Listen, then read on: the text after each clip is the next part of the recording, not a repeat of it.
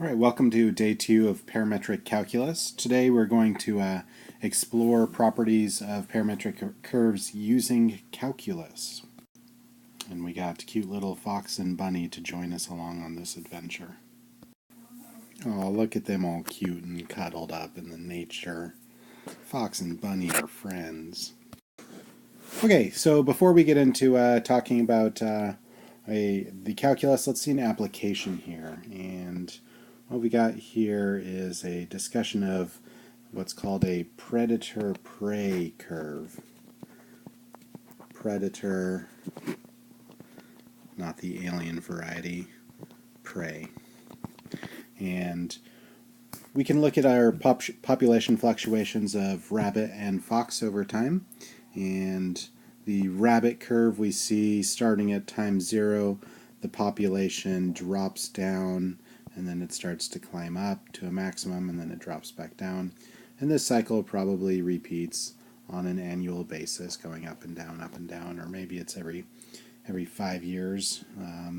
If we look at our axis, we see that it's about a 10-year cycle for the population to do its full cycle.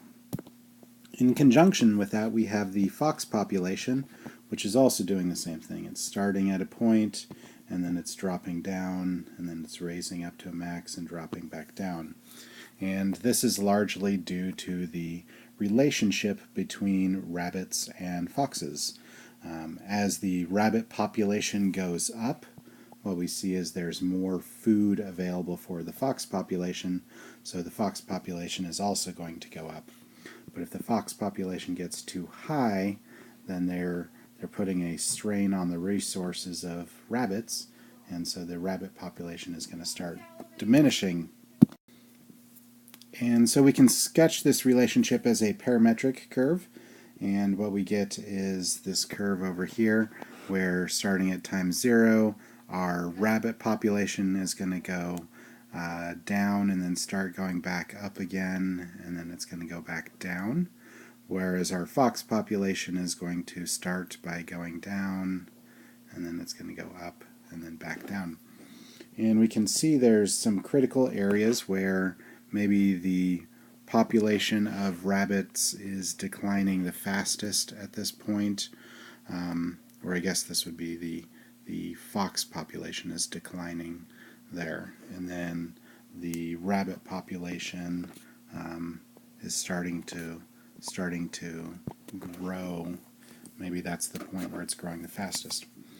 Anyway, we're going to use calculus to explore parametric curves, and today we're going to stick mostly with just finding the derivative and finding the second derivative. So I've got a table here that explains how to find dy dx, and it's actually pretty logical that dy dx would come from the derivative of y with respect to time over the derivative of x with respect to time.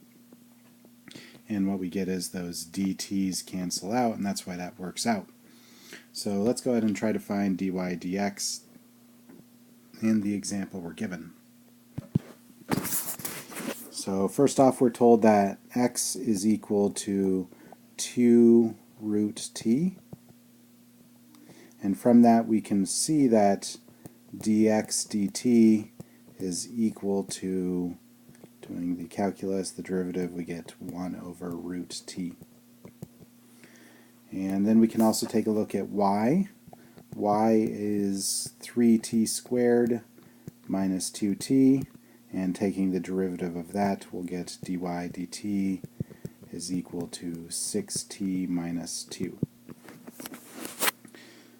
Combining our two, we get our dy dx is equal to the derivative of y with respect to time over the derivative of x with respect to time, which we will call out as 6t minus 2 divided by, let's write this as t to the negative 1/2. And in simplifying this fraction, there's our derivative. If we want to evaluate it, it might become easier to simplify it. This is 6t to the 3/2 minus 2t to the 1/2. So there's our derivative in a more evaluatable state, and they ask us to evaluate the derivative at time 1. So dy dx at time 1 is equal to, what does this work out to be? 6 times 1 minus 2 times 1 equals 4. There we go. So that means at time 1 for this parametric curve, the slope is 4. So it's increasing.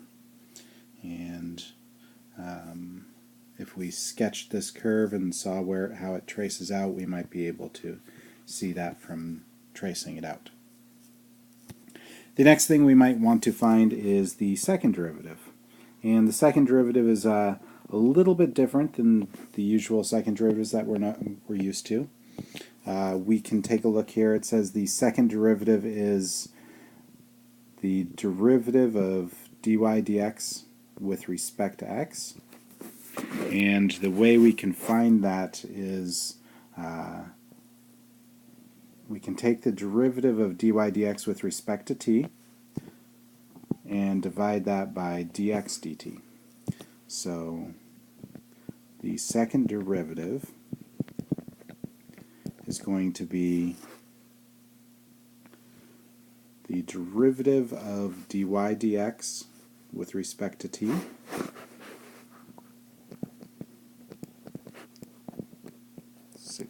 to the 3/2 minus 2t to the 1/2. So there's the first piece, and we divide that by dx dt.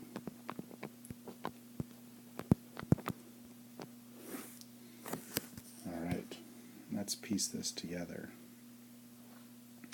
So the derivative of the top with respect to t is 9t to the 1/2 minus t to the negative 1/2. And we divide that by dx dt, and we've already found dx dt to be t to the negative 1/2. Finally, we can simplify this out by getting rid of the fractions, and we see that this is equal to 9t minus 1. So there we have it. The second derivative is 9t minus 1. If we wanted to evaluate this at time equals 1, we can plug 1 into that, and we get that the second derivative at t equals 1 is 9 times 1 is 9 minus 1 is 8. Okay, in this lesson, the important thing that we found out is that the derivative with respect to x, or dy dx for a parametric curve, is just dy dt over dx dt. And the more complicated equation is the second derivative, and that's going to be the derivative with respect to time of dy dx divided by dx dt. So this one you might want to start committing to memory.